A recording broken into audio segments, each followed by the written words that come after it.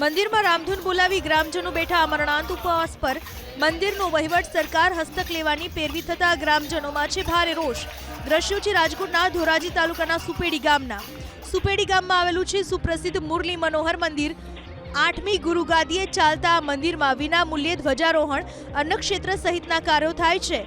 જો કે તાજેતરમાં જિલ્લા પ્રશાસને હસ્તક્ષેપ કરી મંદિરનો વહીવટ પોતાના હસ્તક લેવાનો પ્રયાસ કરતા ભક્તો અને ગ્રામજનોમાં છે ભારે રોષ। ગ્રામજનોની માંગ છે કે મંદિરનો વહીવટ મંદિરના પૂજારી હસ્તક જ રાખવામાં આવે। ગ્રામજનોએ આરોપ લગાવ્યો કે પ્રશાસનની દખલગીરીને કારણે મંદિરમાં ચાલતા વિના મૂલ્યે ધ્વજારોહણ અને અન્નક્ષેત્ર બંધ થઈ ગયા છે। ગ્રામજનોનો એ પણ આરોપ છે કે રાજકીય ઇશારે આ કાર્યવાહી કરાઈ છે। મંદિરના પરિસરમાં અમરનાથ ઉપવાસ ઉપર ઉતરી ગ્રામજનોએ ચીમકી ઉચ્ચારી કે જો આગામી 3 દિવસમાં તેમની માંગ ન સંતોષાય તો તેઓ ઉગ્ર આંદોલન છેડશે।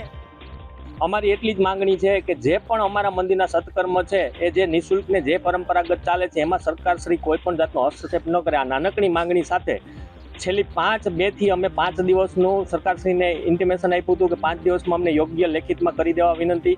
હજી સુધી આજ દિવસ સુધી કંઈ કર્યું નથી અને ગઈકાલે સાંજથી અમે બંને ભાઈઓ અમરનાથ ઉપવાસ જળ અને અન્નનો ત્યાગ કરીને બેઠા છીએ અને જ્યાં સુધી સરકારશ્રી અમારી માંગણીઓ પૂરી નહીં કરે ત્યાં સુધી આમનામ બેસશું।